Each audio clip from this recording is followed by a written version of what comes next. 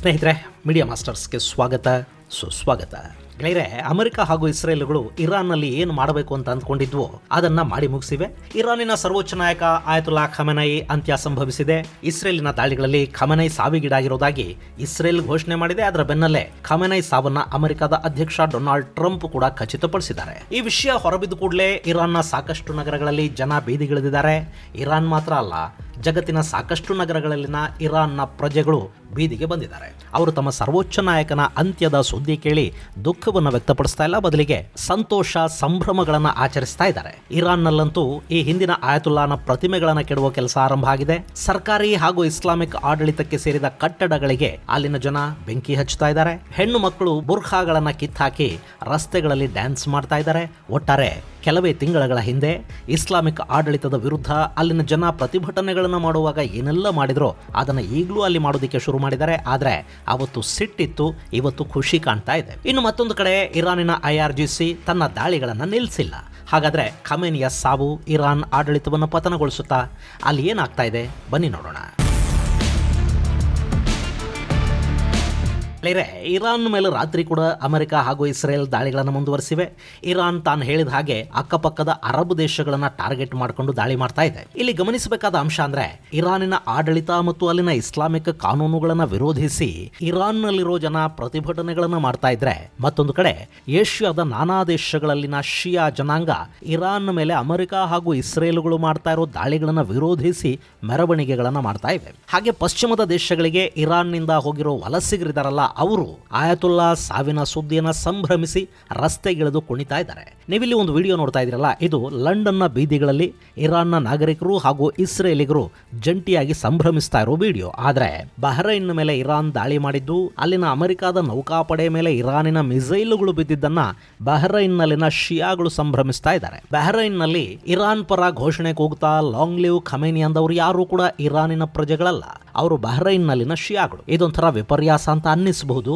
ಆಯತುಲ್ಲಾ ಆಡಳಿತ ಇರಾನಿನ ಬಹಳಷ್ಟು ಜನಕ್ಕೆ, ಅಲ್ಲಿನ ಯುವಕರಿಗೆ, ಅಲ್ಲಿನ ಮಹಿಳೆಯರಿಗೆ ಬೇಡ ಅಂತ ಅನ್ಸಿರಬಹುದು. ಆದ್ರೆ ಇರಾನ್ನ ಹೊರಗಿರುವ ಶಿಯಾಗಳಿಗೆ ಆಯತುಲ್ಲಾ ಬರೀ ಇರಾನ್ ನಾಯಕ ಮಾತ್ರ ಆಗಿರಲಿಲ್ಲ, ಆತ ಶಿಯಾ ಪಂಥದ ಅತಿ ದೊಡ್ಡ ಧರ್ಮಗುರು ಕೂಡ. ಇನ್ನು ಇಸ್ಲಾಮಿಕ್ ಆಡಳಿತದ ಬಿಸಿಯನ್ನ, ಅವರ ಕಟ್ಟರ್ತನವನ್ನ ಹತ್ತಿರದಿಂದ ಅನುಭವಿಸಿದ್ದು ಇರಾನ್ನ ಜನಾನೇ ಹೊರತು ಬಹ್ರೈನ್ನಲ್ಲೋ ಮತ್ತೆಲ್ಲೋ ಇದ್ದು ಖಮೆನೈಯನ್ನ ಮೆಚ್ಚುವ ಜನ ಅಲ್ಲ.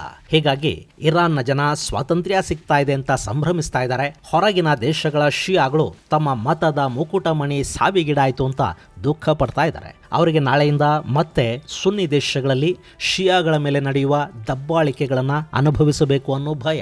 ಹೆಂಗೆ ನಾವು ಸುನ್ನಿಗಳು ಇರಾನಿಗೆ ನುಗ್ಗಿಸಿ ನಿಮ್ಮನ್ನು ಹೊಡೆಸಿದ್ವಿ ಅಂತ ಇವರು ಹೇಳ್ತಾ ಇದ್ರೆ ಅದನ್ನು ಕೇಳಬೇಕಾಗತ್ತಲ್ಲ ಅನ್ನೋ ನೋವು. ಒಟ್ಟು ಜಗತ್ತಿನ ನಾನಾ ದೇಶಗಳು ಖಮೆನೈ ಸಾವಿನ ಸುದ್ದಿಯನ್ನು ನಾನಾ ರೀತಿಯಲ್ಲಿ ರಿಸೀವ್ ಮಾಡ್ತಾ ಇವೆ.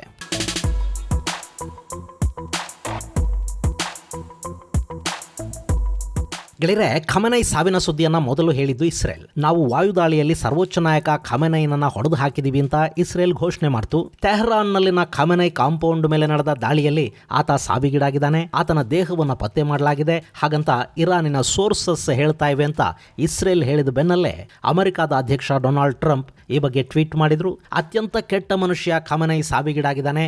ಇದು ಕೇವಲ ಇರಾನಿನ ಜನರ ಗೆಲುವು ಮಾತ್ರ ಅಲ್ಲ, ಅಮೆರಿಕ ಹಾಗೂ ಇಡೀ ಜಗತ್ತಿನ ನಾನಾ ದೇಶಗಳ ಗೆಲುವು ಕೂಡ.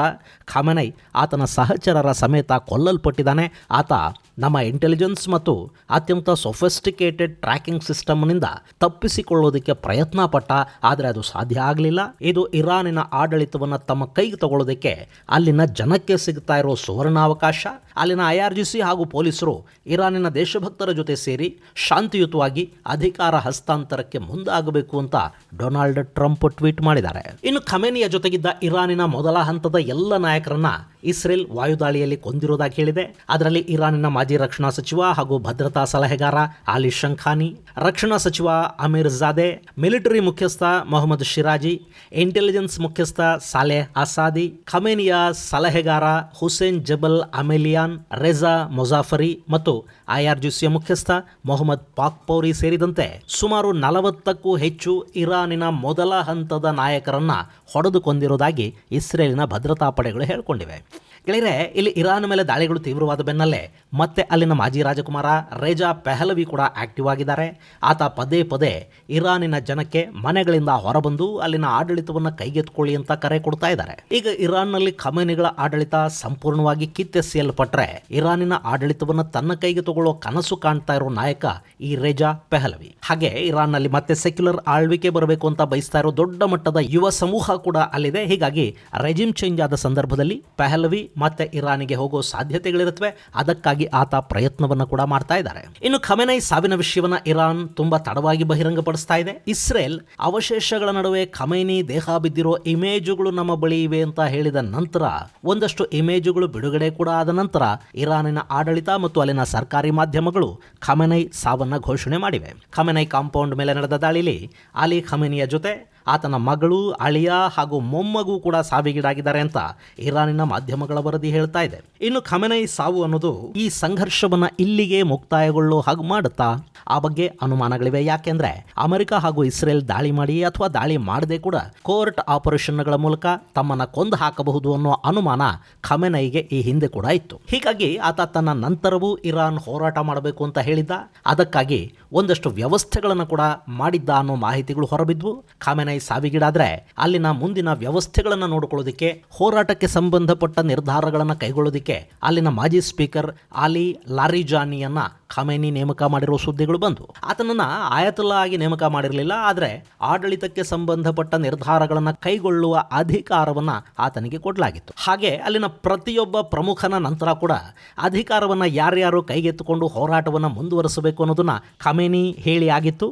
IRGC, ಸೇನೆ, ಭದ್ರತಾ ಸಲಹೆಗಾರ, ಹೀಗೆ ಪ್ರತಿ ಹುದ್ದೆಗೂ 4 ಹೆಸರುಗಳನ್ನು ಖಮೇನೈ ಹೇಳಿರುವುದಾಗಿ ಮಾಹಿತಿಗಳು ಬಂದಿದ್ವು. ಸೊ ಈಗ ಕೂಡ IRGCಯ ನಾಯಕತ್ವವನ್ನು ಪಾಕ್ಪೋರ್ ನಂತರ ಆತನ ಡೆಪ್ಯೂಟಿ ಅಹ್ಮದ್ ವಾಹಿದ್ ಕೈಗೆತ್ತಿಕೊಂಡು ಮುಂದುವರಿಸ್ತಾರೆ. ಆತನ ನಂತರ ಆತನ ಡೆಪ್ಯೂಟಿ ಹೀಗೆ IRGC ಇನ್ನಷ್ಟು ದಿನಗಳ ಕಾಲ ಸಂಘರ್ಷವನ್ನು ಮುಂದುವರಿಸ್ತಾ ಹೋಗೋ ಸಾಧ್ಯತೆಗಳಿರುತ್ತವೆ. ಇನ್ನು ಇಲ್ಲಿ ಇಸ್ರೇಲ್ ಹಾಗೂ ಅಮೆರಿಕ ದಾಳಿಗಳು ಹಾಗೂ ಅಲ್ಲಿ ಶುರುವಾಗಿರೋ ನಾಗರಿಕ ದಂಗೆಗಳು ಇನ್ನು ಕೆಲ ದಿನಗಳಲ್ಲಿ ಇರಾನಿನ ಆಡಳಿತವನ್ನು IRGC ಕೈಯಿಂದ ಕಿತ್ಕೊಳ್ಳಬಹುದು. ಆದರೂ ಇರಾನ್ನಲ್ಲಿ ಇದರಿಂದ ಶಾಂತಿಯ ವಾತಾವರಣ ನಿರ್ಮಾಣ ಆಗಿಬಿಡುತ್ತೆ ಅಂತೇನು ಅನ್ನಿಸ್ತಾ ಇಲ್ಲ. ಅಲ್ಲಿನ ಶಿಯಾ ಮಿಲಿಷಿಯಾ ತನ್ನ ದಾಳಿಗಳನ್ನು ಆ ನಂತರ ಕೂಡ ಮುಂದುವರಿಸ್ತಾ ಹೋಗುತ್ತೆ. ಅಲ್ಲಿ ರಚನೆ ಆಗೋ ಹೊಸ ಸರ್ಕಾರ ಈ ಸಮಸ್ಯೆಗಳನ್ನು ಎದುರಿಸಬೇಕು. ಇರಾನ್ ಅರಾಜಕತೆಗೆ ತುತ್ತಾಗುತ್ತೆ. ಅಲ್ಲಿನ ವಾತಾವರಣ ಸರಿ ಹೋಗೋದಕ್ಕೆ ಸಾಕಷ್ಟು ವರ್ಷಗಳು ಬೇಕಾಗಲೂಬಹುದು. ಇನ್ನು ಈಗ ಈ ದಾಳಿಗಳಿಂದ ಅರಬ್ ನೆಲದ ಸುನ್ನಿ ದೇಶಗಳು ತೀವ್ರ ನಷ್ಟಕ್ಕೆ, ಸಮಸ್ಯೆಗೆ ತುತ್ತಾಗಿವೆ. ಇರಾನ್ ಬ್ಲೈಂಡ್ ಅಟ್ಯಾಕ್ಸ್ ಅನ್ನ ಮಾಡ್ತಲೇ ಇದೆ. ಅವರು ಅಮೆರಿಕದ ಮಿತ್ರ ದೇಶಗಳ ಸಿವಿಲಿಯನ್ ಇನ್ಫ್ರಾಸ್ಟ್ರಕ್ಚರ್ ಮೇಲೆ ಕೂಡ ದಾಳಿಗಳಿದ್ದಾರೆ. ಇದು ಇರಾನಿನ ಖಮೇನಿ ಆಡಳಿತದ ಅಂತ್ಯ ಮತ್ತು ಅವರ ಹತಾಶೆಯನ್ನು ತೋರಿಸ್ತಾ ಇದೆ. ಕುವೈತ್ ಏರ್ಪೋರ್ಟ್ ದಾಳಿಗೀಡಾಗಿದೆ. ದುಬೈನ ಹೋಟೆಲ್ಗಳು ಮತ್ತು ಏರ್ಪೋರ್ಟ್ ಮೇಲೆ ಮಿಸೈಲ್ ದಾಳಿಗಳು ನಡೆದಿವೆ. ಸೌದಿ ಅರೇಬಿಯಾದ ಮೇಲೆ ದಾಳಿಯಾಗಿದೆ. ಕತಾರ್ ಮೇಲೆ ಮಿಸೈಲುಗಳು ಬಿದ್ದಿವೆ. ಬಹರೈನ್ ಮೊದಲ ದಾಳಿಯನ್ನು ಎದುರಿಸಿದೆ. ಅಲ್ಲಿ ಕೆಲ ಕಡೆಗಳಲ್ಲಿ ಅಮೆರಿಕದ ಏರ್ ಡಿಫೆನ್ಸ್ ಇರಾನಿನ ಮಿಸೈಲ್ಗಳನ್ನು ತಡೆಯುವ ಪ್ರಯತ್ನವನ್ನು ಮಾಡಿದೆ. ಆದರೂ ಅವರು ಡ್ರೋನ್ ಹಾಗೂ ಮಿಸೈಲ್ಗಳ ಮಳೆ ಸುರಿಸ್ತಾ ಇರೋದ್ರಿಂದ ಒಂದಷ್ಟು ಮಿಸೈಲುಗಳು ಮತ್ತು ಅದರ ಡೆಬ್ರಿಗಳು ಕೂಡ ಸಾಕಷ್ಟು ನಷ್ಟವನ್ನು ಉಂಟು ಮಾಡಿವೆ. ಒಟ್ಟಾರೆ ಯುದ್ಧದ ನೀಲನಕ್ಷೆಯನ್ನು ಅಮೆರಿಕ ಹಾಗೂ ಇಸ್ರೇಲ್ ಸಿದ್ಧಪಡಿಸಿದ್ರೂ ಕೂಡ ಇರಾನಿನ ಮೇಲೆ ದಾಳಿ ಮಾಡ್ತಾ ಇರೋದು ಅಮೆರಿಕ, ಇಸ್ರೇಲ್ಗಳೇ ಆದರೂ ಕೂಡ ಅಲ್ಲಿ ನಷ್ಟಕ್ಕೀಡಾಗ್ತಾ ಇರೋದು ಸುನ್ನಿ ಮತ್ತು ಶಿಯಾ ದೇಶಗಳು. ಆದರೂ ಇರಾನಿನ ಇಸ್ಲಾಮಿಕ್ ಆಡಳಿತ ಪತನಗೊಂಡ್ರೆ ಸುನ್ನಿಗಳಿಗೆ ಆ ಭಾಗದಲ್ಲಿ ಕಾಂಪಿಟೇಟರ್ ಇಲ್ಲದ ಹಾಗಾಗುತ್ತೆ.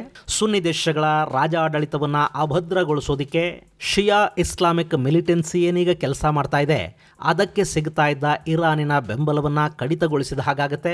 ಶಿಯಾ ರಿಪಬ್ಲಿಕ್ ನಾಶವಾದ ಹಾಗಾಗುತ್ತೆ. ಹೀಗಾಗಿ ಈ ದಾಳಿ ನಷ್ಟವನ್ನು ಉಂಟು ಮಾಡಿದರೂ ಸುನ್ನಿ ದೇಶಗಳಿಗೆ ಇದರಿಂದ ದೊಡ್ಡ ಲಾಭ ಇದೆ. ಹೀಗಾಗಿ ಅವರು ಅವಡಗಚ್ಚಿಕೊಂಡು ಸಹಿಸಿಕೊಳ್ಳಬೇಕಾಗಿ ಬರ್ತಾ ಇದೆ.